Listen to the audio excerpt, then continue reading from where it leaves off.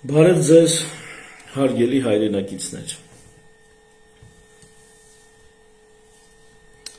Այսօրվա ուղիղ եթերս խոսքս հղում եմ բոլորին, քաղաքական ուժերին, քաղաքական գործիչներին, մտավորականներին, բոլորին, նորմալ մարդկանց, բոլորին։ Այսօր մի կարևոր փաստաթղթի, մի կարևոր հատված պետք է ներկայացնեմ, որը այսօր իմ Facebook-յան պատին հրապարակել եմ։ Դա հիմնադիր զավակներ նախաձեռնության կողմից նոր սահմանադրության նախագծի պրեամբուլան է։ Առիթը այն հանդիսացավ, որ Նիկոլ Փաշինյանը այսօր հայտարարեց, որ իրենց գրվելիք նոր սահմանադրությունը, որը 26 թվականի վերջին, թե 27 թվականին պետք է պատրաստ լինի, անկախության հռչակագրի մասին հղում նոր սահմանադրության ուրեմն նախաբանում չի ունենալու եւ հարցը կդնեն քվեարկության, սահմանադրությունը կարծես առանձին պետք է դնան քվեարկության, իսկ թե անկախության հռչակագրի մասին հիշատակում պետք է թե ոչ, դա էլ առանձին պետք է դնեն քվեարկության։ Մենք որոշել ենք ոչ միայն ոչ ասել Նիկոլ Փաշինյանի այս կամ այն առաջարկին, այլ ասել, թե ինչ ենք մենք առաջարկում, ավելին մի ոտ շուտ առաջարկել։ Մենք պատրաստվում ենք այդ օրվան։ Եվ ես դիմում եմ նաև ասացի քաղաքական ուժերին ու քաղաքական գործիչներին, հարգելիներս, բոլորին եմ դիմում։ Սա լուրջ հարց է, սա մեծ հարց է, սա միայնակ անելու հարց չի, առնվազն լեգիտիմության հիմքով, այսինքն նման նախաձեռնությունը պետության երկրի մասշտաբով, նման նախաձեռնությունը պետք է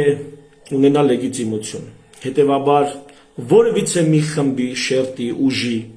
չես կարող անտեսել այս տեսակ մասշտաբային նախաձեռնության մեջ։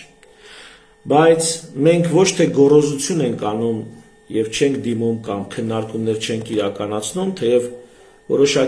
որոշ ընկերների հետ քննարկումներ կան, այլ երբ պատրաստ կլինենք ավելի քան այսօր, հանդես կգանք, բայց որպես նախաբան, որպես պրեամբուլա սահմանադրության, այդ կտորը կարելի է ասել ընդհանուր գծերով պատրաստ է։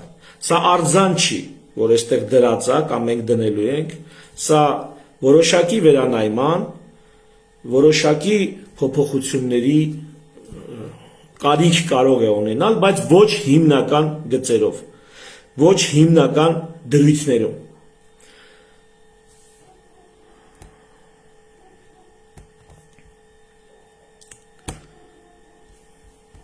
Ես այսօր դրել էի այս նախաբանը, հիմա ուզում եմ կարդալ եւ գոնե մեկ տող բացատրել, ներկայացնել։ Էլի եմ ասում բոլորին։ Թող մեր այս նախաձեռնությունը մեծամտություն չթվա, մեծամոլություն չթվա, կրկնում եմ,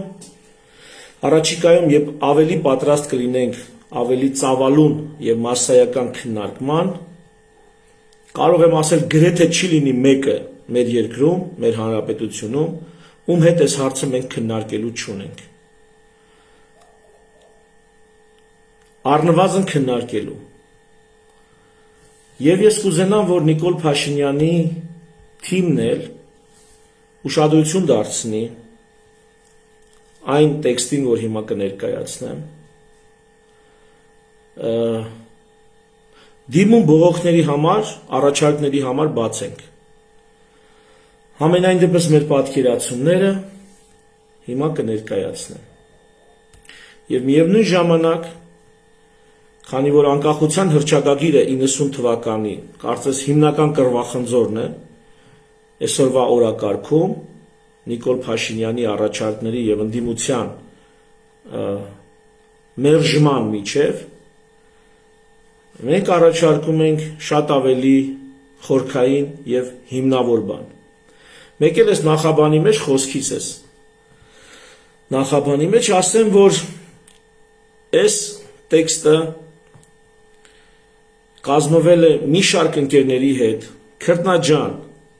աշխատանքով, մեծ վեճերի, բանավեճերի, քննարկումների գնով։ Ես հիմա իրանց անունները չեմ տա, որովհետև իրենց հետ ես չեմ խորհրդակցել, այս ելույթից առաջ իրենց համաձայնությունը չունեմ,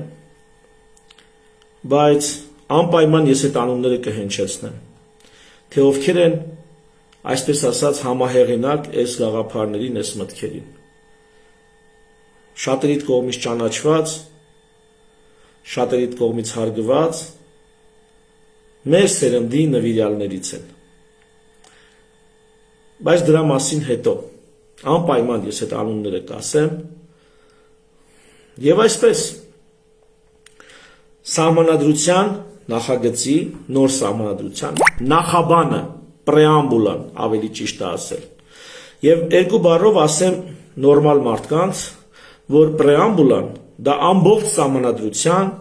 հակիրճ համառոտ ֆորմուլան է։ Այն ինչ նշված է պրեամբուլայում, հետո իր արտացոլումն է գտնում ամբողջ սահմանադրության մեջ։ Նիկոլ Փաշինյանի այն առարկությունը, որ 90 թվականի անկախության հռչակագիրը մեր սահմանադրության որևիցե մի հոդվածում չկա, որևիցե մի հոդվածում դա արտացոլված չէ, այդ հղումը անկախության հռչակագրին, հարգելիներս, տենց բան չի կարա լինի։ Ուրեմն ավելի վատ այն ստեղծագործողների, գրողների, մասնագետների, պրոֆեսիոնալների համար, ավելի վատ նրանց համար, որ պրեամբուլայում մի բան գրել են, որը չկա հետագա հոդվածներում, հետագա նյութի մեջ, հետագա տեքստում։ Շատ ավելի, ուրեմն նրանք պրեամբուլան չեն հասկացել ինչա։ Կամ նրանք չեն հասկացել ինչ պետք է հետևի պրեամբուլային։ Պրեամբուլան ամբողջ սահմանադրության, իսկ սահմանադրությունը ըստ ինձ դա հասարակարգն է, որով ապրում է տվյալ երկիրը։ Այսինքն չես կարա պրեամբուլայում խոսես դրա մասին դեկորացիայի, սիրունության համար, դա անպայման արտացոլվում է ողջ սահմանադրության մեջ, այնուհետ գրվող բոլոր հոդվածներում դրա շունչը, դրա հոգին, այդ տրամադրությունը, այդ սկզբունքը, այդ արժեքայինը անպայման դա արտացոլվում է։ Եվ այսպես, մենք անվանադիր Հայկ Աղեղնավորից սերող կյանքի և մշակույթի ժառանգներս ընդունում ենք Արարչի կողմից մեզ տրված առաքելությունը լինել և շարունակվել, ճանաչելով մարդու ազատությունը, կյանքի, սեփականության, հայրենիքի և յուրահատուկ լինելու իրավունքը, անձնական և ընտանեկան երջանկության հետապնդումը, որպես բացարձակ արժեքներ և դրանց իրագործումը որպես արդյունք մարդկային ներդաշնակ համակեցության, ինչպիսին է Հայաստանի Հանրապետությունը, որտեղ մարդիկ համախմբվում և համակարգվում են յուրաքանչյուրի կարիքները հոգալու, բնական իրավունքներն ապահովելու և ազատությունը երաշխավորելու համար։ Եվ ահա, արդարադատության, ներքին հանրային անդորի, արտաքին ոտնձգություններից միասնական պաշտպանության, համընդհանուր բարեկեցության տեսլականով, ի սեր հայրենականի, մեզ ու մեր սերունդների համար հաստատում ենք Հայաստանի Հանրապետության այս սահմանադրությունը։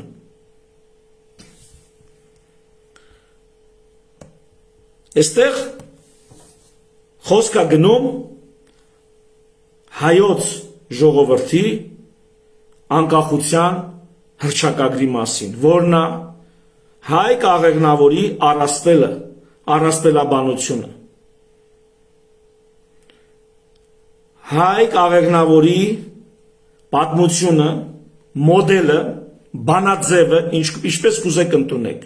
Կարող եք դա դիտարկել որպես միֆական, կարող եք դիտարկել որպես ինչ-որ պատմական հենքի վրա ձևավորված, միևնույն է, ֆորմուլան, որը հայոց անկախության հռչակագիրն է, ըստ մեզ, ըստ այս գաղափարը կիսողների, հայոց անկախության հռչակագիրն է,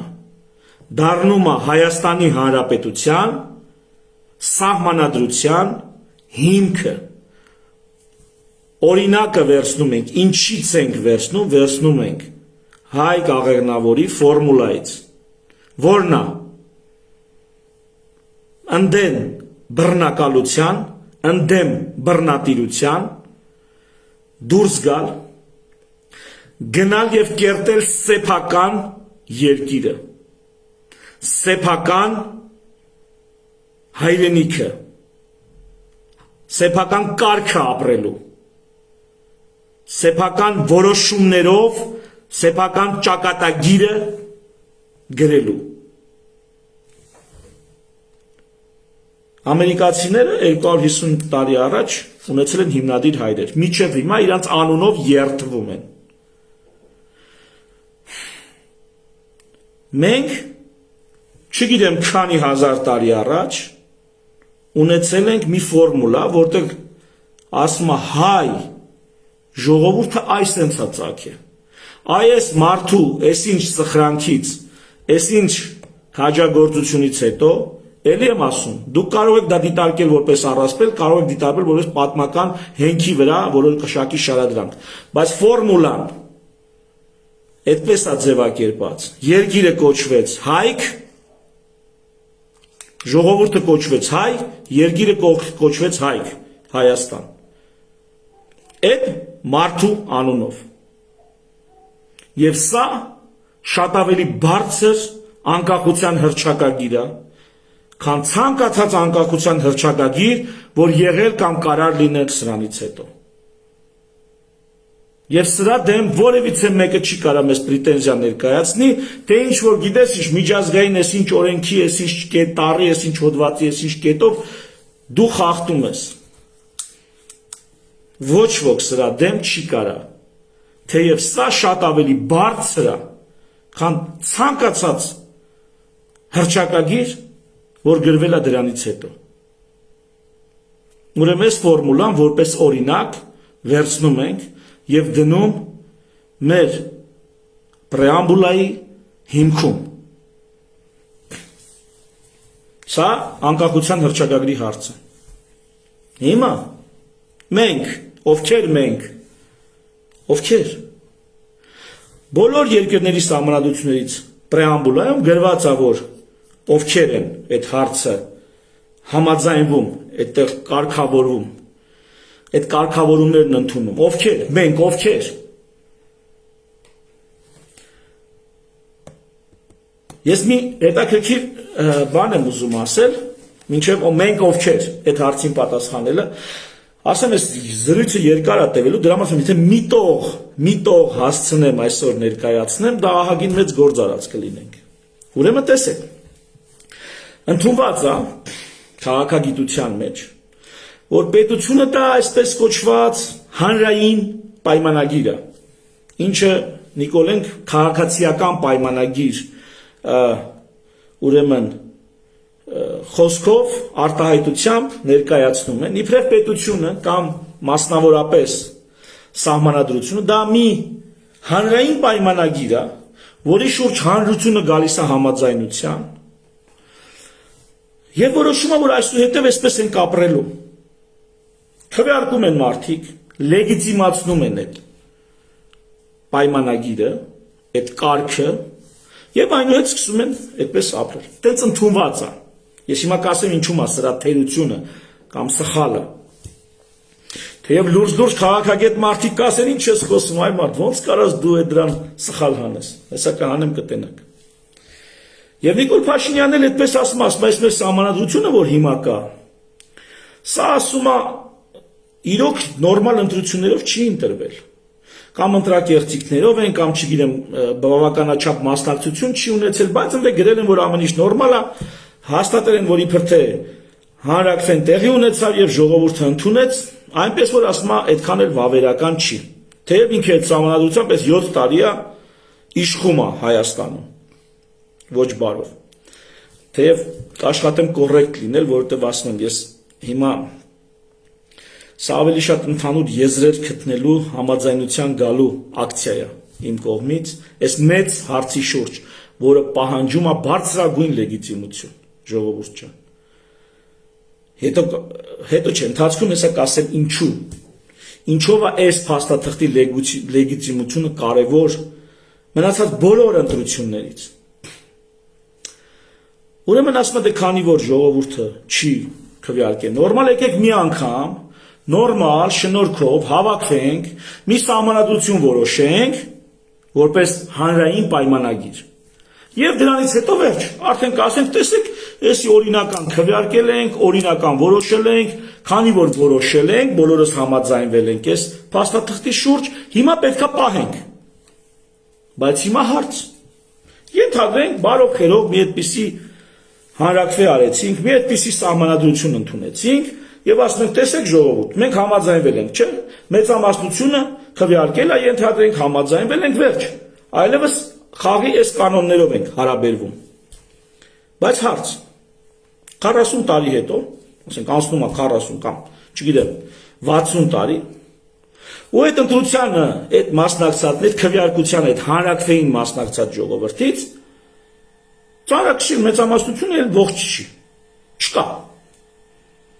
Ապրում են մարդիկ Հայաստանում, մեր սերունդները, ովքեր այդ հանրաքվեին չեն մասնակցել, որովհետև կամ անչափահաս են եղել, քվեարկելու իրավունք չեն ունեցել, կամ էլ ընդհանրապես ծնված չեն եղել։ Հիմա ինչ։ Այլևս այդ մարդկանց համար այդ հանրաքվեն վավերական չի, դա այլևս ապօրինի է, անիրավ փաստաթուղթ է, թե այնուամենայնիվ սրանից 60, 70, 80 տարի հետո էլ այսօրվա մեր հանրաքվեն լինելու է լեգիտիմության հիմք այդ փաստաթղթին։ Հա? Եթե հանրային պայմանագիրը, պետությունը եթե հանրային պայմանագիր է, կամ քաղաքացիական պայմանագիր է, եթե սահմանադրությունը դա հանրային պայմանագրի ինչ-որ դրսևորում է, ապա ինչ։ Նրանք, ովքեր այդ օրը հավաքվեցին եւ որոշեցին, 60 տարի հետո վերջ, նրանց որոշած այլևս լեգիտիմ չի։ Չէ՞ որ 60 տարի հետո գրեթե ոչ ոք այսօրվա ապրողներից, քվեարկողներից ավելի ճիշտ, գրեթե ոչ ոք ողջ չի լինելու։ Այսօր հանրաքվեին մասնակիցների սերունդները լինելու են, բայց նրանք չէ որ չեն քվեարկել։ Միացյալ Նահանգների 250 տարվա սահմանադրությունը լեգիտիմ չի, վավերական չի, չէ որ բոլոր նրանք լրացումները չհաշված, վերջի լրացումները մարդիկ կան, որոնք մինչև հիմա ողջ են, հա, այդ վերջի լրացումների հանրաքվեին մասնակցած, հանրաքվե չեն դեռ։ Մի խոսքով այդ ընտրությանը մասնակցած։ Այնտեղ նահանգներն են ճանաչում։ Մի խոսքով այդ մարդիկ չկան, բայց 200-250 տարի, 150 տարի այդ սահմանադրությունը գործում է, ու այն մարդիկ, ովքեր այդ սահմանադրությունը որոշել են, չկան, ովքեր քվեարկել են, որոշել են, որ դա պետք է ընդունեն, չկան։ Հիմա եկեք հարց, փաստորեն դա այդքան էլ հանրային պայմանագիր չի։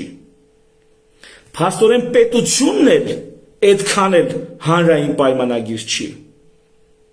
Եթե դա հանրային պայմանագիր է, ինչ հիմքով են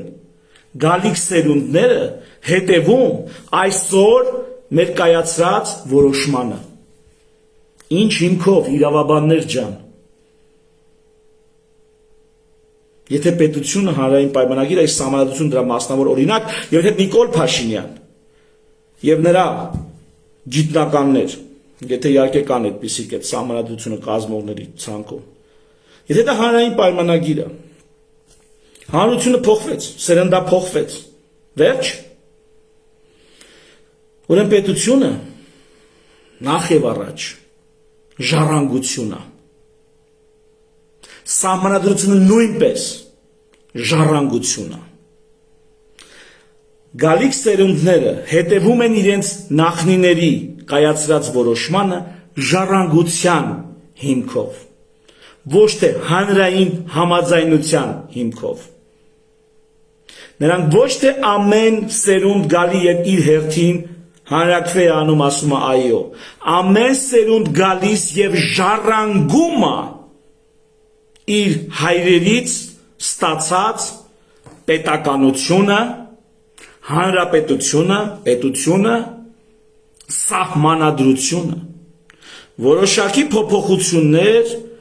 բարեփոխումներ, լրացումներ կարող է անի, կարող է չանի, ու ելի շարունակում է ժառանգած իր կարգը, որը ոչ միայն իրավակարգ է, իդեպ այսօր լսում եք Շանթի հետ զրույցում 24 նյուզի խոսում էին որպես իրավակարգ, ու հենց սահմանադրության մասին չէին ասում, այդ որպես իրավակարգ է, ոչ միայն իրավակարգ է, սա հասարակարգ է, արձանագրում սահմանադրությունը, որովհետև սահմանադրություն դա ոչ միայն իրավական փաստաթուղթ է, ոչ միայն իրավական ինստիտուտ է, դա պետական ինստիտուտ է, դա քաղաքական ինստիտուտ է եւ իրավական ինստիտուտ է։ Նա կարգավորում է, արձանագրում է, ձևակերպում է, սահմանում է հանրային կյանքի ամբողջ ներկապնակը եւ մասնավորապես ու հատկապես պետական իշխանության սահմաններն է ցույց տալիս, ու առհասարակ իշխանության, ոչ միայն պետական, եւ իշխանության սահմաններն է ցույց տալիս։ Սահմանադրությունը դա պետական սահմանների նկատի ունեմ այնտեղ որտեղ սահմանապահը կամ զինվորն է, դիրքապահն է կանգնում, դրա մասին չի սահմանադրությունը։ Սահմանադրությունը երկրում իշխանության սահմաններն է ցույց տալիս, թե ինչ է կարելի, ինչ չի կարելի ոչ մի դեպքում։ Հետո խոսանք դրա մասին, մենք առիթ կունենանք երկար շփվելու այս թեմայով, բայց սկիզբը պետությունը դա ինստիտուտ է։ Ինչ է նշանակում ինստիտուտ։ Այստեղ գրում եմ, որտեղ մարդիկ համախմբվել եւ համակարգվել են։ Համախմբվածը դա ամբոխ է։ Համախմբված մարդիկ դա ամբոխ է։ Համակարգված մարդիկ դա արդեն կոնկրետ կառուցվածք է։ Դա արդեն կոնկրետ աշխատանք է, արդյունք է, լիազորությունների, պատասխանատվությունների բաշխում է, հստակեցում է։ Դա արդեն կարգ ու կանոն է, դա հախուռն չի, դա այսպես ինքնաբուխ չի, իմպուլսիվ չի, ինչպես ամբոխը, ինչպես համախմբումը, այսպես ասած։ Մեր ժողովուրդը իդեպ հաճախ համախմբվել է պետք, համախմբվել, պետք չի համախմբվել, համակարգվել է պետք, համակարգվել։ Ավելին կարող է առանց համախմբվելու մի պուճուր խումբ համակարգվի, հետո ավելանան առանձին ու այսպես դառնա մի հսկայական համակարգ։ Կարան համախմբվեն ու տեղում որևիցե համակարգի վերածվեն։ Մի խոսքով մարդկային հարաբերությունները առհասարակ համակարգումով է իրականանում։ Եվ այն համակարգերը որոշակի արժեքների, որոշակի կարգ ու կանոնի վրա հիմնված։ Այն համակարգերը, որոնք ժամանակի մեջ ցույց են տալիս իրենց արդյունավետությունը, այսինքն բռնում են ժամանակի քննությունը, նրանք դառնում են ինստիտուտներ։ Ինստիտուտները դրանք այն համակարգերն են, որոնք բռնել են ժամանակի քննությունը։ Իսկ ինչպես է իմանում, որ համակարգը դառել է ինստիտուտ։ Կադրերին փոխում ես, համակարգը չի փլուզվում։ Սերնդափոխվում են կադրերը, համակարգը աշխատում է ժամացույցի պես, չի փլուզվում։ Ընտանիք ինստիտուտը հարյուրավոր եւ հազարավոր տարիներ փոխվում են սիրեցյալները, ամուսինները, տատիկ-պապիկները, թորնիկները, զավակները մեծանում, այսպես սերնդափոխությունով գնում է, համակարգը շարունակում է գործել, դա ինստիտուտ է։ Շուկան ազատ մրցակցային կամ ոչ այնքան, ազատ մրցակցային, դա համակարգ է, խաղացողները գալիս են, գնում են, մի մասը դառնում է գործազուրկ, մի տարի հետո նորից դառնում է աշխատող, ուրիշ գործազուրկներ են գնում աշխատաշուկա։ Նոր ապրանքներ են գալիս, նոր տեխնոլոգիաներ են գալիս, գներ են փոխվում եւ այլ, կրիզիսներ են լինում։ Շուկան շարունակում է մնալ շուկա, ինստիտուտ է։ Կրթությունը, հասարակական ինստիտուտ, դատարանները, ընտրությունը, քվեարկությունը, սրանք համակարգեր են, որոնք դարձել են ինստիտուտ։ Հիմա պետությունը դա ինստիտուտ է, այ ընկեր, իսկ ինստիտուտը դա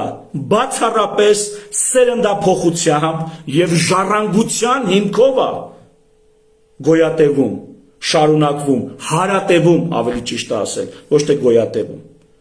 Ինստիտուտը ժառանգության հիմքով է հարատևում, իրական Հայաստանի ջատագով։ Մարդիկ, ովքեր ինստիտուցիոնալ այդ համակարգերը չեն հասկանում, չեն պատկերացնում, սիրուն բառը ասում են։ Ասում է, բանա, ազգային ժողովում ասում է, բանի ինստիտուտը, հայտարարագրման ինստիտուտը։ Դուք հայտարարագրման ինստիտուտ չեք դնում, դուք համակարգ եք դնում հայտարարագրման։ Այ որ այդ համակարգը այնքան լավը կլինի, այնքան արդյունավետ կլինի, որ տարիների մեջ, ժամանակի մեջ ցույց կտա իր կենսունակությունը որպես կարգավորիչ, որոշակի հարցերի, խնդիրների կարգավորիչ։ Կասենք ինստիտուտ։ Բայց հիմա չես կարող ասել հայտարարագրման ինստիտուտ ենք մենք հիմնում, դուք գալատ եք անում։ Դուք հայտարարագրման համակարգ եք դնում։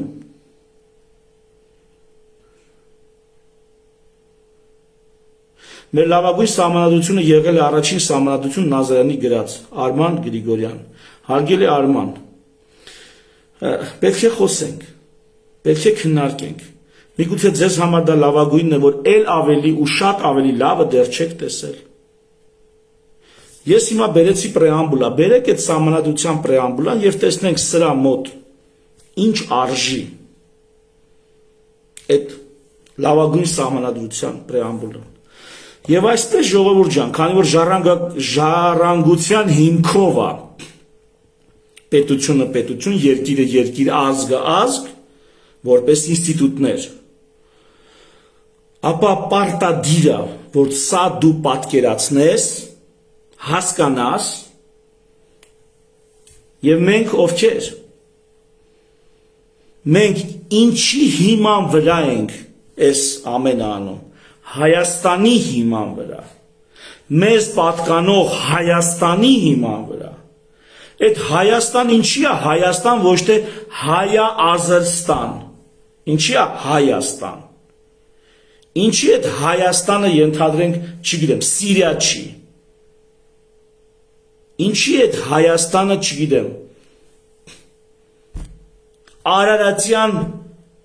բան չի, ասենք, դաշտով սահմանափակված Արարատյան երկիր չի, կամ չգիտեմ, Սևանի հանրապետություն չի, ինչպես են զորավարժության ժամանակ 20 թվականի պատերազմից առաջ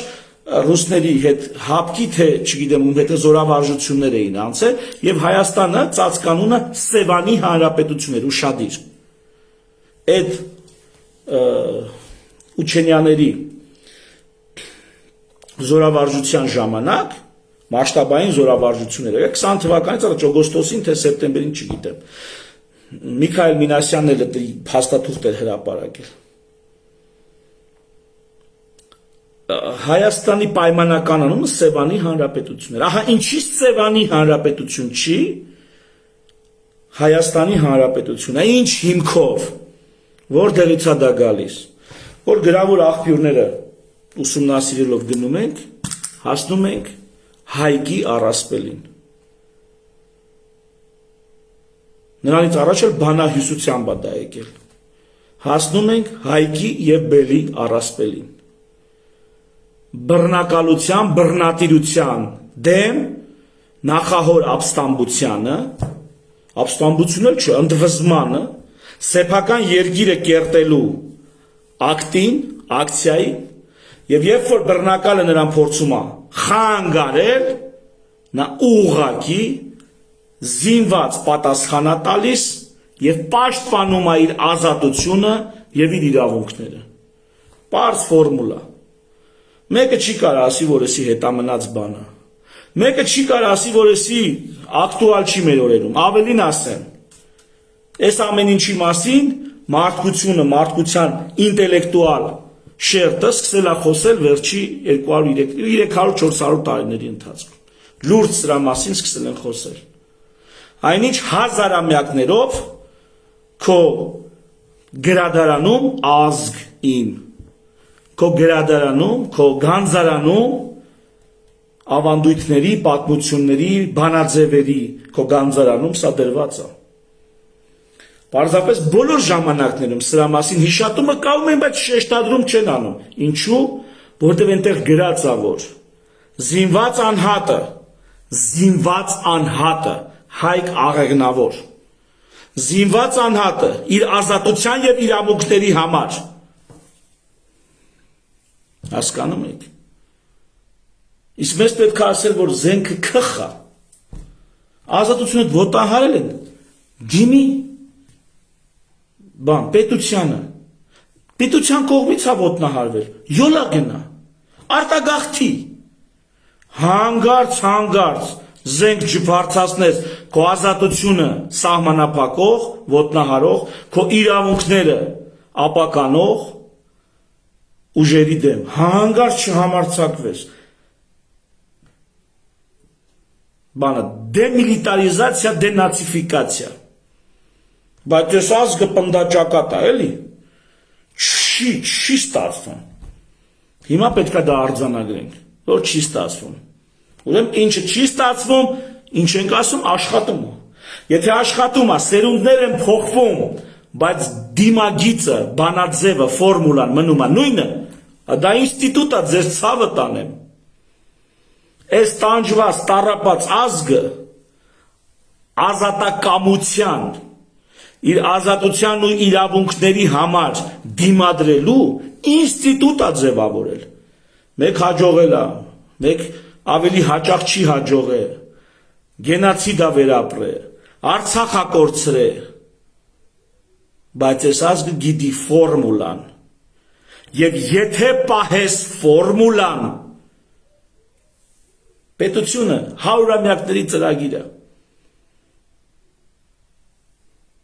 պետությունը հարյուրամյակների ծրագիր է, կարևորը դու ապրեցնող ֆորմուլան ընդունես որպես ժառանգություն, պահես, պաշտպանես, օգտագործես, զարգացնես եւ փոխանցես քեզանից հետո եկողներին։ Ահա թե ինչու մենք ովքեր անվանադիր, այսինքն Հայաստան է այս երկրի անունը, եթե լիներ Սևան, այս տողերը չէի գրի։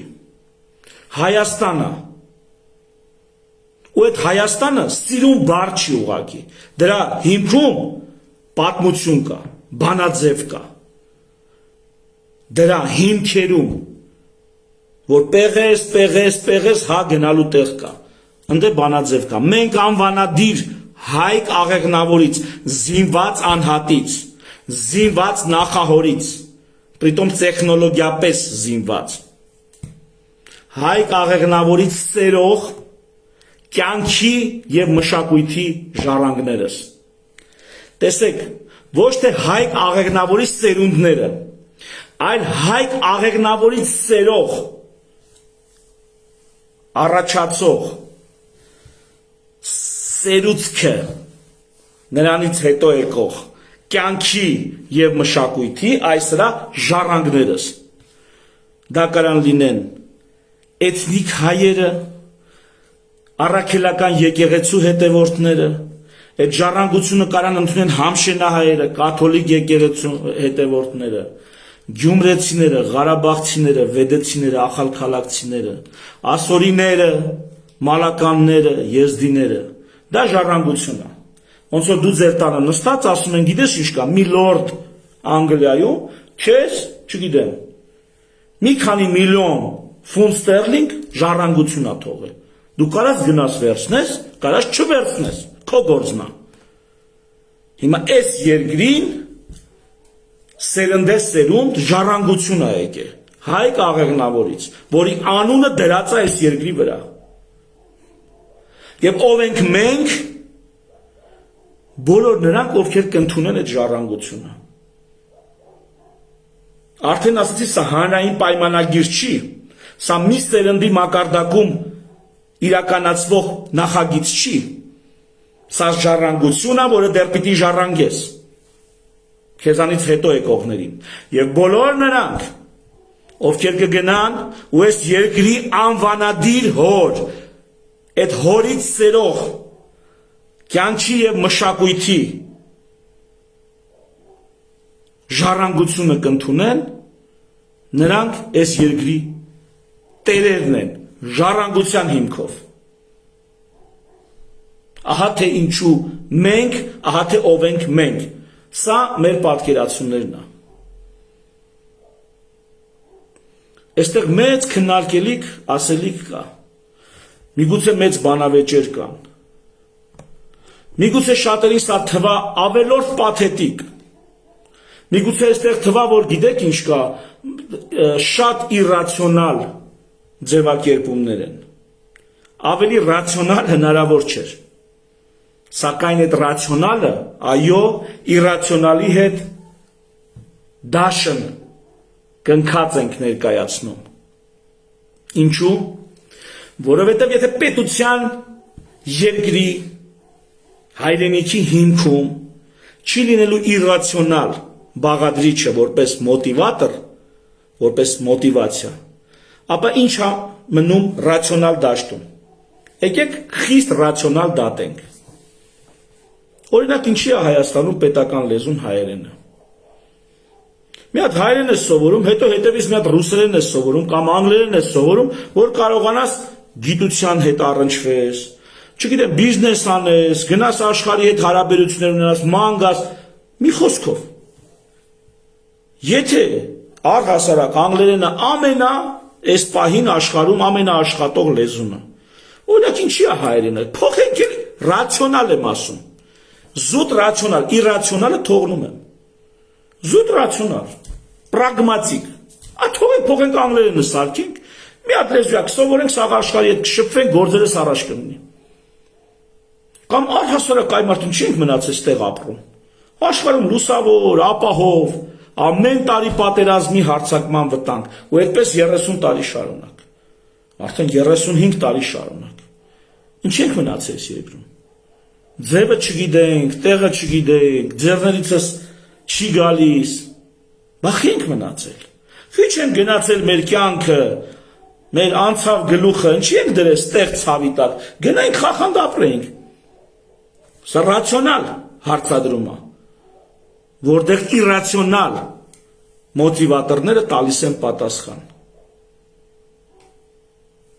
Արթուր Ալեքսանյանը այս օրինակը բերել եմ, շատ եմ բերել ու էլի եմ բերելու։ Աշխարհի, չգիտեմ, Եվրոպայի օլիմպիական չեմպիոններ ինչի է Հայաստանի դրոշի տակ կպնում։ Ինչի Ամերիկայի դրոշի տակ չի կպնում։ Լավ, առաջի անգամը դարավ չեմպիոն։ Ասում է հայրենիքի, մեսիքո պարտքը տվեցի ես չեմպիոնությունը, ես գնում եմ ամերիկական դրոշի տակ կպնեմ, 10 անգամ ավելի շատ փող կաշխատեմ։ Ռացիոնալ է, չէ՞ դա։ Ռացիոնալ է, այդալ 10 անգամ ավելի շատ փող աշխատել։ Բայց նա չի գնում, չէ՞։ Նա շարունակում է Հայաստանի եռագույնը բարձրացնել, չէ՞։ Այսպես անվերջ օրինակներ կարամ բերեմ, հասցնեմ բանակ, մարտադաշտ, անձնազոհություն եւ այլն։ Այսինքն զուտ ռացիոնալ հիմքերով դա պարտադիր է, չպիտի կտրվես իրականությունից։ Զուտ ռացիոնալ հիմքերով բավարար չի սահմանելու համար մեր տարածաշրջանում, մեր երկրում մնալու, մաքարելու, կառուցելու, ստեղծելու եւ այդ ամենը սերունդներին ժառանգելու իմաստ չի լինում։ Այդ իմաստը իրացիոնալ դաշտում է։ Հետևաբար իրացիոնալ դաշտից է սկսում ենք մեր սահմանումները։ Ռացիոնալի հետ դաշն կնքած։ Խաչիկ ջան, այդ բառը շատ է դուրս եկել։ Հիմա եւ կյանքի եւ մշակույթի ժառանգներս, որովհետեւ ասել եմ, մենք պիտի ունենանք կյանքի պաշտամունք, մենք մահի պաշտամունք ունենք, մեռելոցներ ունենք, ու էլի չեմ ուզում այդ թեմայի շուրջ շատ ծավալվեմ, մի ամբողջ լայվ ունեմ այս թեմայով, մենք կյանքի պաշտամունքի պիտի անցնենք, եւ մենք ժառանգում ենք առաջին հերթին Հայկ աղեղնավորից սերած կյանքը եւ մշակույթը, որը վերաբերում է ոչ միայն արվեստին, ստեղծագործություններին կամ ժամանցին կամ չգիտեմ երկու բարին, առհասարակ ամեն բան, այդ հասարակ կարգ, որ ասում եմ, կարամ դրա փոխարեն ասեմ մշակույթ, ապրելու մշակույթ, այսինքն հայկ աղեղնավորից հետո, հայկ աղեղնավորից սկսած գալիս է մի կյանք եւ մշակույթ, որ այսպես հասունանալով, փոփոխվելով, զարգանալով, անկումներ ապրելով, թռիչքներ, բարձունքներ ունենալով, այսպես գալի հասնում է։ Այդ ընթացքում պետականություն ենք ունենում, կորցնում ենք, ինքնություն ենք ունենում, կորցնում ենք, կոտորվում ենք, շատանում ենք, քչանում ենք, վերջը։ Դա գալիս է։ Դա անբաժանելիորեն գալի հասնում է մեր օրեր։ Մենք դրա ժառանգորդն ենք։ Եվ բոլոր նրանք, ովքեր դրա ժառանգորդն են, հայ աստան երկրի տերերն են, ժառանգության հիմքով։ Ես խոսում եմ քաղաքական ազգի մասին, որը այս պահին ըստ ինձ չկա։ Հայ քաղաքական ազգ չկա։ Կա հայ էթնոս։ Կրոնական։ Եկեղեցին ինչ ասում, ով հայ առաքելական չի, հայ չի։ Դե որովհետև տենց է եկել։ Բայց հայ քաղաքական ազգը պարտադիր չի լինի կրոնական եւ պարտադիր չի լինի քրիստոնյա։ Ավելին, պարտադիր չի, որ նա էթնիկ հայ լինի։ Հեչ պարտադիր չի։ Ուզում եք սրան ասեք հայաստանցի, հարց չկա։ Ես չեմ այդ անունը դնողը, դուք որոշեք։ Ինչ ուզում եք ասեք, բայց հայ քաղաքական ազգ չկա, հայաստանցի կա, լիք հայաստանցի կա, 3 միլիոն հայաստանցի կա, հայ քաղաքական ազգ չկա։ Ուզում ենք այդ հայ քաղաքական ազգը ձևակերպենք, կհասնենք դա որն է, դա մեծ թեմա է, ու դա այն ազգն է, որ զբաղվում է իր քաղաքականությամբ, կարճ։ Այն ժողովուրդը, որ համախմբվել է իր քաղաքական կյանքը կազմակերպելու, իր սուվերենությունը ապահովելու, նա քաղաքական ազգ է։ Չեմ ուզում այստեղ հիշեմ, դուք կարող եք հիշեք Նիկոլին էլի ազգ ժողովուրդ բան, բայց դա ուրիշ խոսակցություն։ Այդ իրավական ձևակերպումների եւ քաղաքագիտական ձևակերպումների հակասությունն է, որը Նիկոլ Փաշինյանը ազգ ժողովուրդ այդ սահմանումներում չի հստակեցնում, այդտեղից սկսում է խճճվելու process-ը։ Բայց եթե իրավական եւ քաղաքական ձևակերպումները առանձնացնենք, ապա այն ինչի իրավականի մեջ լավ է չխորանամ, չշեղվեմ։ Մի խոսքով այդ քաղաքական ազգը պետքա ձևավորենք։ Ու անկախ ըստ ինձ, սա իմ կարծիքն է, անկախ նրանից, թե տվյալ անձը ինչպիսի դավանանք ունի, ինչպիսի հավատամք ունի, եթե նա ընդունում է, որ հայ աստանը կամ հայքը, ինչ ուզում եք ասեք, եթե ընդունում է, որ դա ժառանգություն է, որ ինքը ընդունել է իրանից առաջ այստեղ ապրող ու ստեղծագործող մարդկանցից, որոնք էլ իրանցից առաջ ուշես գնում հասնում է այն աղեղնավորներին, աղեղնավորների սերնդին, եթե դա այդպես է կարծում, այդպես է ընդունում, խնդրեմ։ Եթե այդպես չի ընդունում, իր համար դա հեքիաթ է, բայց ընդունում է բանաձևը, որ բռնակալության դեմ պետքա ընդվզել, անարդարության դեմ պետքա ընդվզել,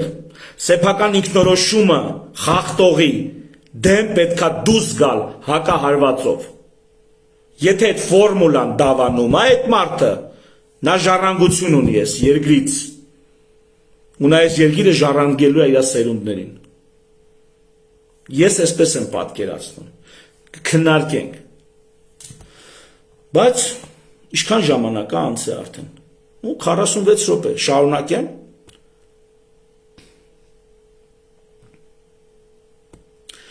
Եկեք շարունակենք։ Մենք անվանադիր Հայկ Աղեղնավորից սերող կյանքի և մշակույթի ժառանգներս ընդունում ենք,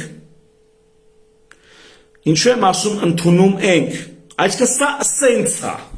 կարաս ընդունես, կարաս չընդունես, ընդունում ենք, ինչ ենք ընդունում, Արարչի կողմից մեզ տրված առաքելությունը լինել և շարունակվել։ Հիմա, Արարչի հարցը, այստեղ տվեցի, դες հարցը Արարչի սահմանումը հետաքրքիր ձևով ԱՄՆ անկախության հռչակագրում է գրած Արարչի կողմից յուրաքանչյուր մարդու տրված բնական իրավունքների մասին, դա իր հերթին բխում է Ջոն Լոքի հիմնական սկզբունքներից, եթե չեմ սխալվում, Ջոն Լոքը Աստված է ասում, այստեղ Արարիչ են ասում, արդեն Միացյալ Նահանգների անկախության հռչակագիրը գրելուց Ջոն Լոքի խոսքերը փոքրից ձևափոխած են ներկայացնում եւ Արարիչ են ասում բնական իրավունքների մասով։ Ինչու Արարիչ, որտեղ մարդիկ կան, որոնք կարծում են, որ Աստված չի ստեղծել, բնությունն է այդպես ստեղծվել։ Լավ, բնությունն է Արարիչ։ Այսինքն ամեն մեկը մարդկա, չգիտեմ, բուդդիստ է, մարդկա մի ուրիշ դավանանք է։ Հարց չկա։ Խոսք է գնում քաղաքական ազգ ստեղծելու մասին։ Հետևաբար, պառակտող, տարանջատող, իրար նեղացնող եզրույթներն ու սկզբունքները հնարավորինս հղկվում են, հնարավորինս ընդունելի, բոլորի կողմից ընդունելի տարբերակներ են առաջ քաշվում, որ բավարարի բոլորի պահանջները եւ ոչ ոքին առանձնահատուկ պրացիվներ չլինի։ Ուրեմն Արարչի սահմանումը հավատացյալը թող ընդունի Աստված, ինչ դավանանք որ հավատում է, թող այդպիսի Աստված ընդունի, անհավատը թող ընդունի բնություն։ Բայց փաստ է, որ բնությունն է այս կյանքը ստեղծել, եւ դա որպես առաքելություն տվել է կենդանի էակների, դրանցից մեկն էլ մարդն է, լինել եւ շարունակվել։ Բա Հայկ Աղեղնավորի ժառանգությունը դուտ պրիչոմ։ Կներեք, որ այսպիսի խոսքեր եմ ասում մեկ ռուսերեն։ Բանը նրանում է, որ ամեն ժողովուրդ յուրովի է ապրում իր մշակույթին, ապրելու իր մշակույթին համապատասխան։ Լեռներում ապրողները մի ձև ունեն, մի կենսակերպ է, ծովափին ապրողները ուրիշ կենսակերպ։ Հաճախ սկզբունքային իրենց դավանանքի համար հալածվածները մի կենսակերպի են հարմարված։ Շուշուտ դավանափոխ եղածները տարին մեկ սրա նրա դրոշի տակ մտածները ուրիշ ապրելակերպի են հարմարված։ Այն ազատականության ֆորմուլան ի սկզբանե որ կա, որ տալիս են, դա իր հերթին բերում է որոշակի կյանք ու մշակույթ։ Եվ դու էլ քո կյանքի ու մշակույթի լինելն ու շարունակվելն ես ապահովում։ Ու դա ստացել ես բնությունից։ Մենք հո չենք որոշել ծնվենք։ Մենք հո չենք որոշել Հայաստանում ծնվենք։ Չենք որոշել, դա ստացվել է։ Դե լավ, ստացվել է։ Ընդունում ենք Արարչի կողմից մեզ տրված առաքելությունը։ Ստացվել է այդպես։ Լինել եւ շարունակվել։ Ճանաչելով մարդու, այսի Ջոն Լոքա։ Ջոն Լոքա դրանից բխող բանը ԱՄՆ անկախության հռչակագիրն է, պլյուս հայերին բնորոշ արժե համակարգն է, պլյուս մի քիչ էլ մեր կողմից ենք ավելացրել։ Հիմա թվարկեմ ինչի մասին է խոսքը։ շարունակվել ճանաչելով մարդու ազատությունը, կյանքի, սեփականության, հայրենիքի եւ յուրահատուկ լինելու իրավունքը, անձնական եւ ընտանեկան երջանկության հետապնդումը որպես բացարձակ արժեքներ։ Ուրեմն բացարձակ արժեքները սրանք բնական իրավունքների մասին է խոսքը, որ ասում եմ գալիս է Ջոն Լոքից, գալիս է անկախության հռչակագրից, գնում է աշխարհի գրեթե բոլոր սահմանադրությունների մեջ, աշխարհի գրեթե բոլոր սահմանադրությունների մեջ այս կամ այն չափով սա արտացոլված է, եւ ֆրանսիական հեղափոխությամբ էլի այսպես գալիս է, էլի որոշակի նույնիսկ կանդրադառնամ դրան։ Ֆրանսիական հեղափոխության արդեն հոդվածների մեջ, երբ որ քննարկենք հոդվածները, կանդրադառնամ դրան։ Հիմա տեսեք ինչն է։ Ուրեմն մարդու ազատությունը նախ։ Այդ որն է այդ ազատությունը։ Որքանով ես եմ հասկանում, ներկայացնեմ, բայց այն փաստաթղթերում, որտեղ ազատությունը գրած, այնտեղ չի բացատրում, թե դա որն է։ Բայց որքանով որ ես եմ պատկերացնում, ուղղակի մտքերի փոխանակում որպես ներկայացնեմ։ Երկու տեսակ, երկու կարգ, երկու աստիճան եմ ճանաչում ազատության։ Սա ընդունեք ըստ Հայկ Մանասյանի։ Ազատության սահմանումը ըստ Հայկ Մանասյանի։ Եթե միտեղ էլ կարդաք, իմացեք ես այդտեղից չեմ կարդացել։ Իսկ այնտեղ որտեղ ես կարդացել եմ, այդ սահմանումների հետ ես համաձայն չեմ։ Եվ այսպես, առաջի կարգի ազատություն։ Դա երբ որ ոչ ոք քո նկատմամբ իրավունքներ չունի։ Ոչ ոք քո նկատմամբ իրավունքներ չունի։ Սա առաջի կարգի ազատությունն է։ Եվ երկրորդ կարգի ազատություն, երբ որ դու հնարավորություն ունես քո իրավունքները իրացնելու։ Առաջի կարգի ազատություն, բանտարկված նստած եմ, ինձ գալիս են ամեն օր փեդո, բզում են գնում են, ճիպոտում են, ասում են աշխատի։ Իմ նկատմամբ իրավունքներ ունեն, իմ ստրկատերը, բանտապետը, պետությունը, սրան հələ կանդրադառնանք, իմ նկատմամբ իրավունքներ ունեն։ Գալեսն դու ծնվել ես այս երկրում, վсё, մեր թաղում ես ապրում, ախպեր ջան, մեր թաղում ապրելու համար դու պետք է մեզ ամսական այսքան ռեկետ են անում, այսքան փող տաս։ Օրինակ, իմ նկատմամբ իրավունքներ կան։ Փաստացի։ Արդարը, անարդարը այսի հարցի մյուս կողմն է։ Ազատությունը այն է, երբ որ ոչ ոք իմ նկատմամբ իրավունքներ չունի։ Ոչ ոք։ Ոչ ոք չի կարա գա ինձ բզի կամ հարկադրելով ասես ցես պետք է անես, նենց պետք է անես։ Ասում եմ փախար։ Ոչ ոքի ոչինչ պարտք չեմ, ես կորոշեմ ում հետ ինչ անեմ, ում հանդեպ ինչպես բան,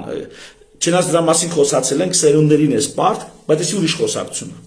Մի խոսքով առաջի կարգի ազատությունը, որ ոչ ոք քո նկատմամբ իրավունքներ չունի։ Իսկ սերունդերին պարտ լինելը դա քո որոշումն է, դու ես որոշես սերունդ ունենալ։ Այսինքն այստեղ ուղակի քո ծնվելով պարտքի տակ չես ընկել։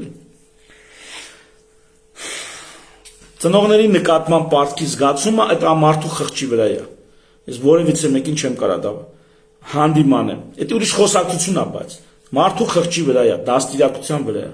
Ծնողների նկատմամբ պարտքի զգացումի մասին ցանկացած ծնող, երբ որ զավակ է դաստիարակում, դու այդ ժամանակ մտածի։ Հասկանում եք, այստեղ ուրիշ հարցեր կան, բայց այ երեխան, ում դու աշխարհ ես բերել, այ դու նրա նկատմամբ ունես, նա քո նկատմամբ ունի իրավունքներ։ Այդքանով անազատ ես։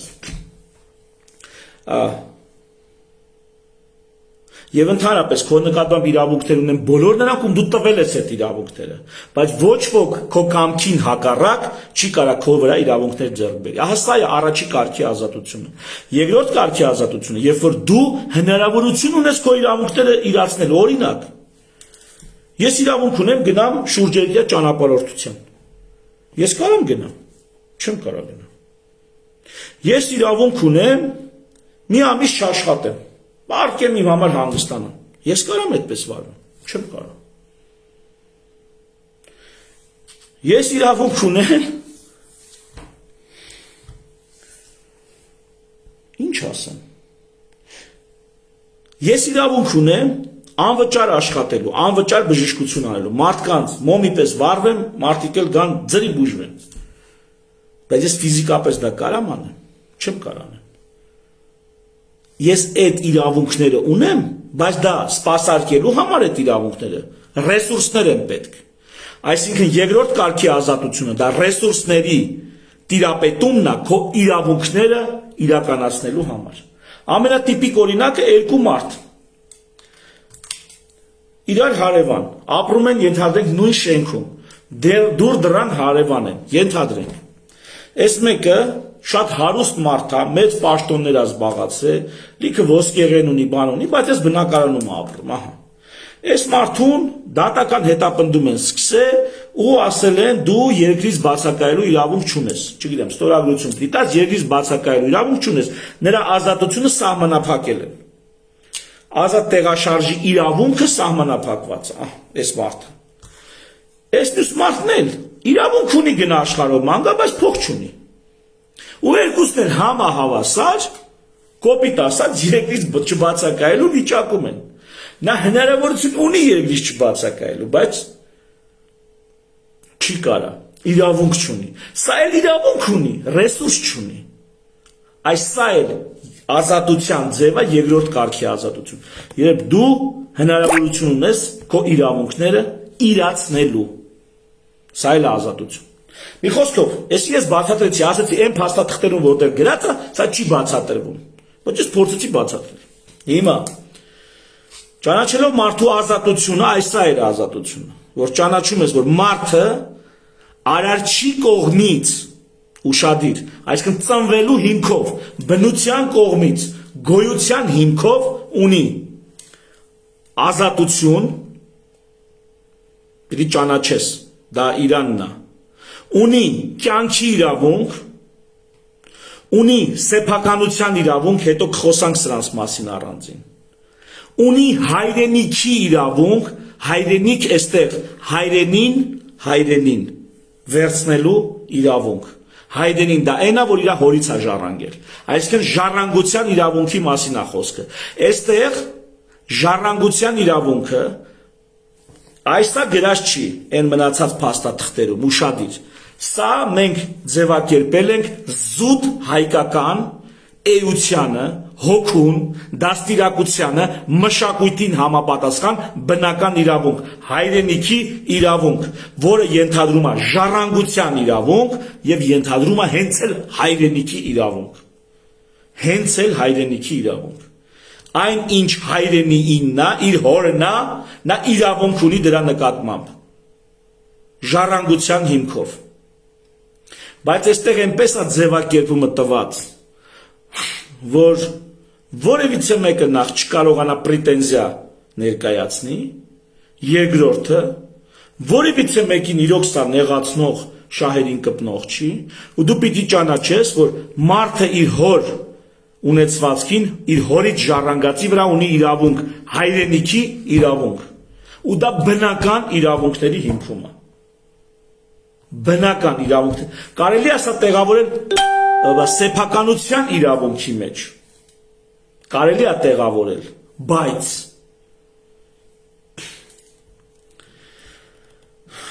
հետո հոդվածները պիտի բացվի, որ ցույց տամ օրինակ սեփականության իրավունքը չի բավարարում ժառանգության իրավունքը որպես բացարձակ։ Մարդը կարող է $1 միլիոն ժառանգի, պետությունը օրենք դնի, ասի ընկեր, ուրեմն կբերես կես միլիոնը կտաս մեզ, որպես հարկ այդ ժառանգության, այն կես միլիոնը քեզ նոր, օրինակ։ Սենց բազմաթիվ իրավական նրբություններ կան, բայց հիմքը այն է, որ բնական իրավունքների հիմքում ժառանգության իրավունքը զուտ հայկական իմ պատկերացումներով, մեր պատկերացումներով, զուտ հայկական ֆենոմեն որպես ձևակերպում ենք։ Ուրեմն, կյանքի, սեփականության, հայրենիքի եւ յուրահատուկ լինելու իրավունք։ Խոսք է գնում ինդիվիդուալիզմի մասին։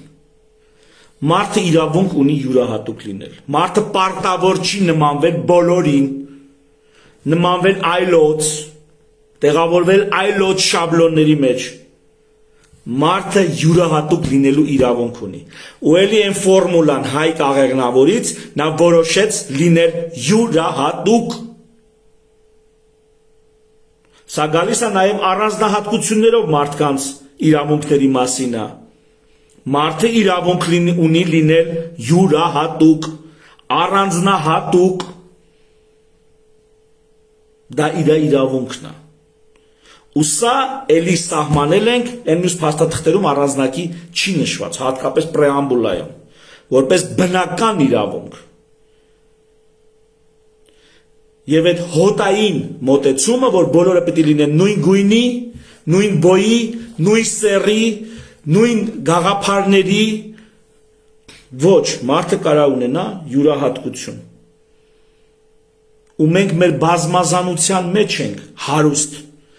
Օրինակ հայոց լեզուն, որը ունի բազմաթիվ բարբառներ, ու ոչ մի դպրոցում, օրինակ Սյունիքում ուսումնասիրում են, դպրոցում իրենց բարբառը գրական լեզվի տեսքով պահպանվելու, ոչնչացվելու համար ուսումնասիրվում է, ոչ, Շիրակում իրենց բարբառը գրի առնված, չգիտեմ, ուղղագրությամբ, քերականությամբ պահպանվում է, ոչ, այս կոմունիկացիաներով, այս մեր Երևանի բարբառը խոսքը, գրական լեզուն կամ ոնց կուզեք ասեք, ամբողջ հանրապետությունը մի 20 տարուց վերցնելու է, 20 տարուց, 30 տարուց, ու մենք կորցնելու ենք ահռելի ժառանգություն, մշակութային, վանեցիների բարբառը, ով է հիշում, որտեղ են խոսում, որտեղ կարող եք լսել, այս առանձնահատկությունների, յուրահատկությունների մեջ է մեր հարստությունը, ոչ թե բոլորս եկել ենք կամ բանը, ռուսերեն խոսան, տենց կան, չեմ ասի որտեղից, լավ, քանի որ Ղարաբաղցիքի վրա եմ մտածում, բանը, օրինակ Ախալքալակից, գալիս են Երևան, ռուսերեն են խոսում, որ խոսքը բարբառային իրանց լեզուն մի տեսակ գեղչական կամ գավառական չհնչի, հիմնականում Ռուսաստանից եկածները, ախալքալակցիներ, որոնք Ռուսաստանից են եկել, Ղարաբաղցիների մոտ էլ կա այդ բանը, էլի մա, խոսի քո բարբառով, խոսեք քո ձեր բարբառով, մարդու հիմնարար իրավունքներից է յուրահատուկ լինելու իրավունքը, հիմնարար իրավունքը, իսկ մյուսները սովորեք բազմազանության, սովորեք տարբեր բարբառների, սովորեք, չեք հասկանում Սյունիքի բարբառը ենթադրենք, կամ բանը, չգիտեմ, Արցախի բարբառը, սովորեք,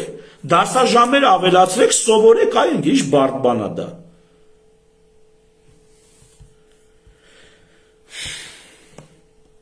Այսպես բազմաթիվ օրինակներ կարամ բերեմ յուրահատուկ լինելու իրավունքը որպես բնական իրավունք։ Բայց էլ իրավաբանների հետ քննարկենք, բայց մինչև այս հանդիպում եղել է երկու հանդիպում, երկու կոնսուլտացիա եղել, գիտնական իրավաբանների հետ այդպես ասեմ, այդ կոնսուլտացիաները շարունակվելու են, բայց շարունակենք։ Եվ անձնական եւ ընտանեկան երջանկության հետապնդումը։ Երջանկության հետապնդումը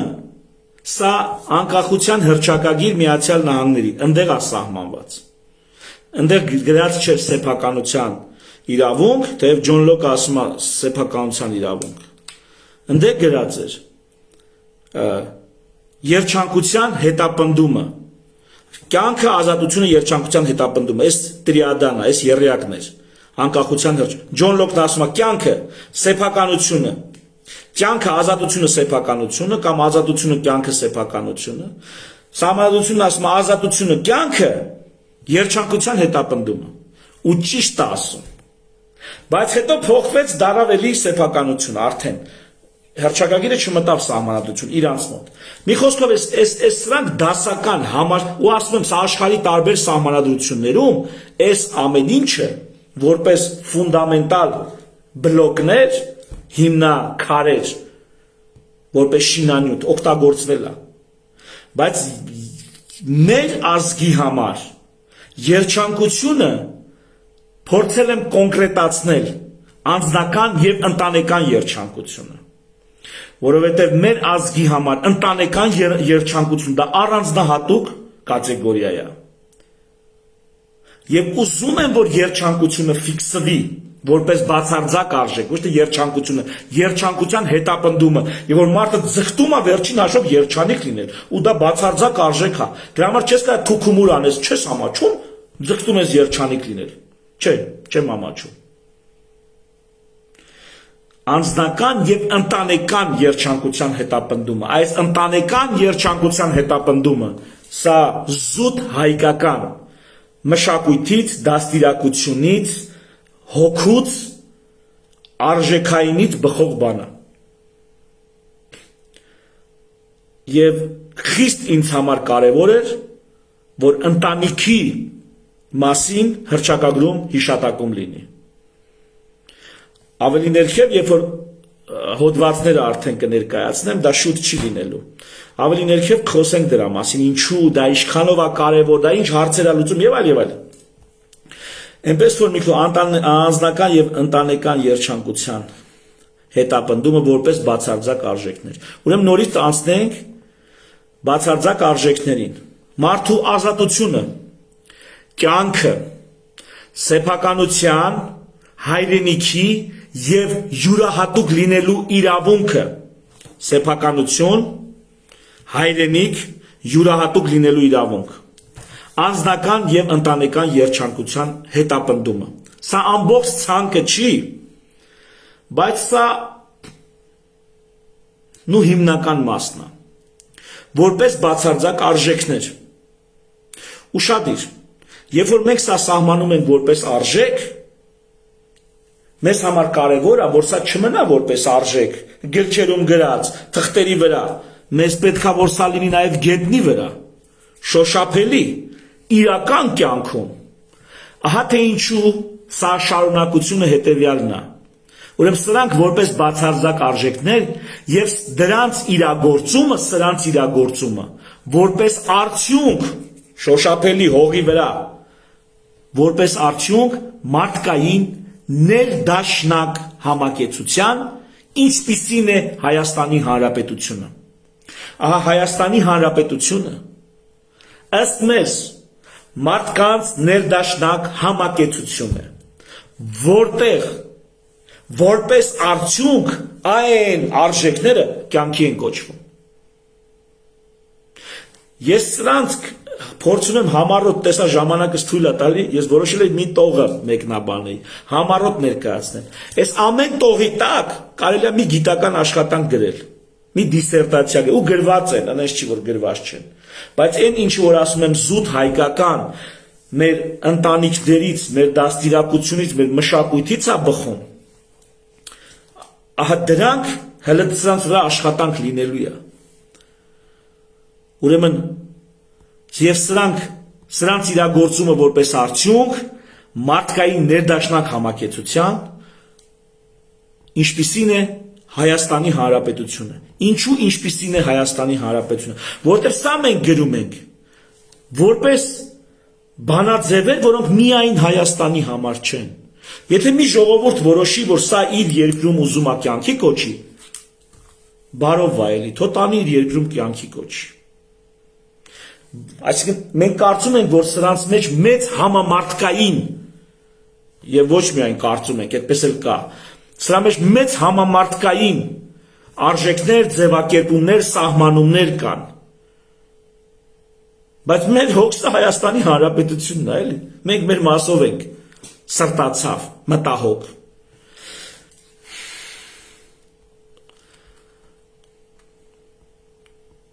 Որտեղ Հայաստանի Հանրապետությունում, որտեղ մարդիկ համախմբվում եւ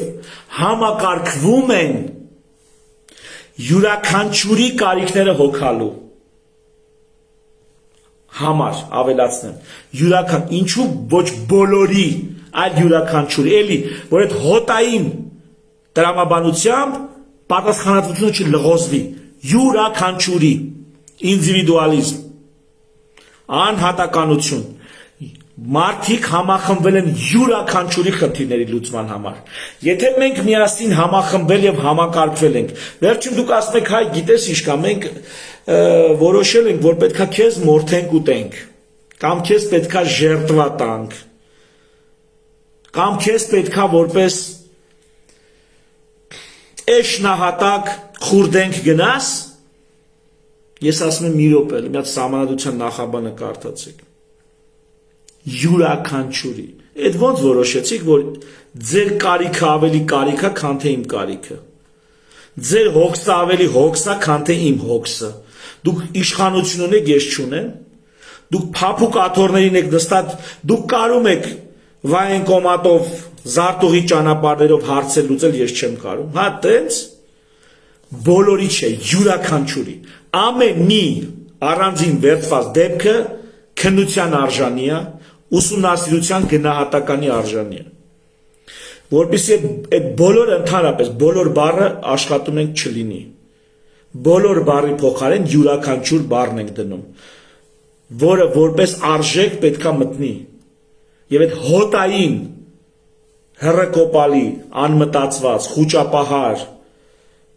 տրամաբանությամբ գործողությունները պետքա փոխարինվի անհատական, պատասխանատու, գիտակցված, որոշված, դերաբաշխված, լիազորված գործողությունների։ Իսկ սա պետքա որ հանրությունը հասկանա, որ իրանք ոչ թե բոլոր են, այլ յուրաքանչյուրը։ Հանրությունը կազմված է ոչ թե բոլորից, այլ յուրաքանչյուրից։ Առանձին վերցված յուրաքանչյուրից կազմված է հանրությունը։ Ահա թե ինչու։ Ուրեմն Հայաստանի Հանրապետությունը, որտեղ մարդիկ համախմբում եւ համակարգվում են յուրաքանչյուրի կարիքները հոգալու, բնական իրավունքները նշեցինք արդեն, ապահովելու եւ ազատությունը նշեցինք արդեն, եւ ազատությունը երաշխավորելու համար։ Եվ ահա ստեղից ներքև ինչ որ կարդալու եմ, դա ԱՄՆ սահմանադրության նախաբանից վերցված 5 հիմնական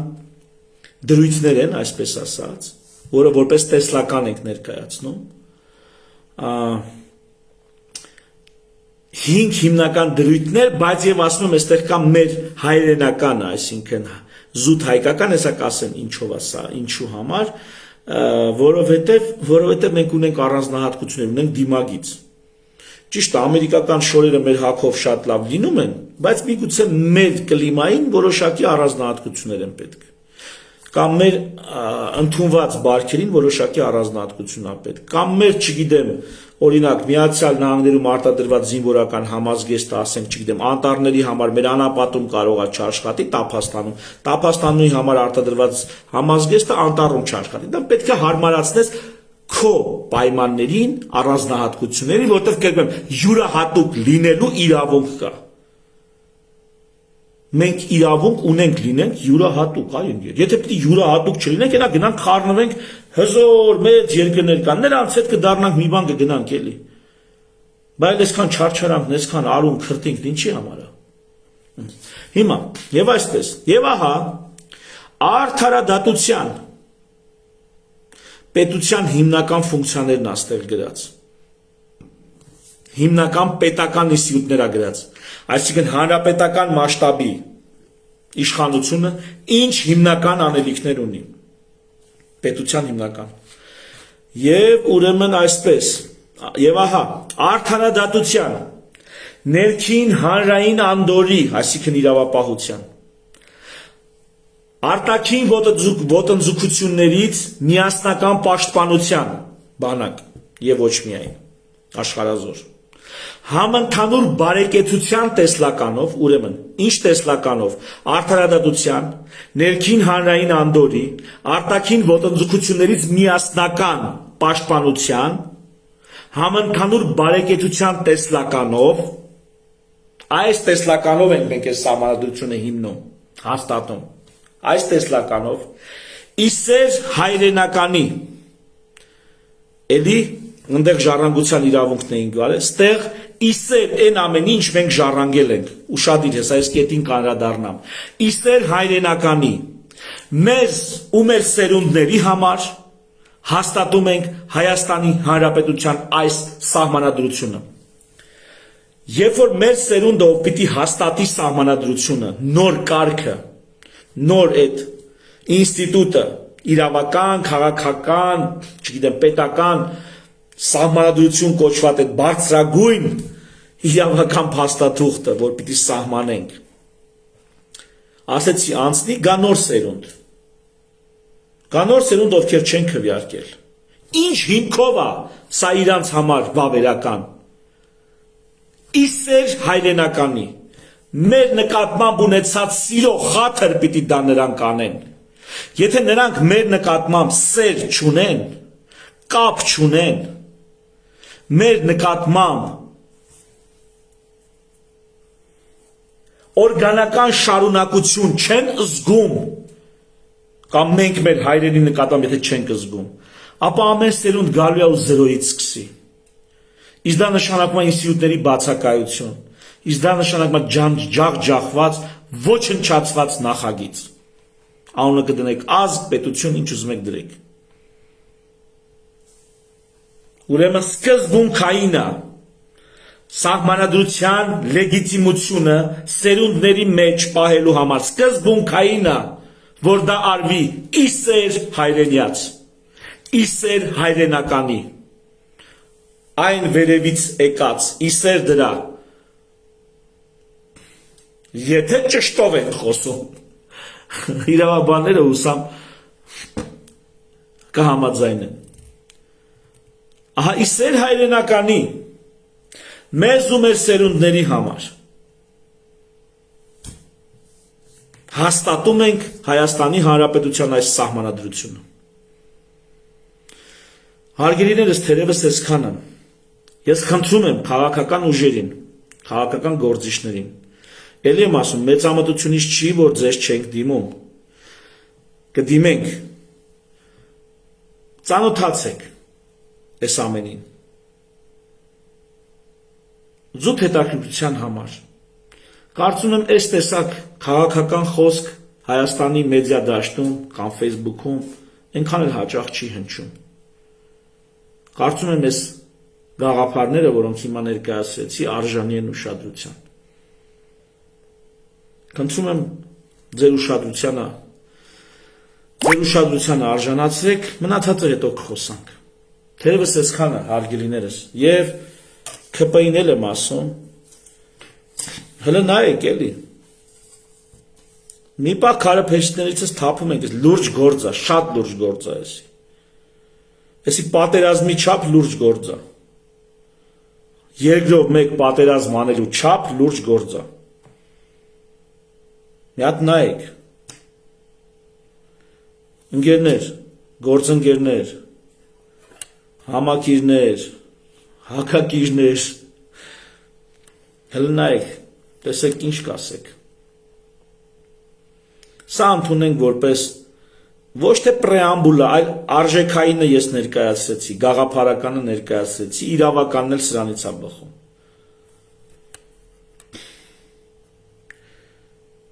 Թերևս այսքանը։ Շնորհակալություն ուշադրության համար, բարի գիշեր։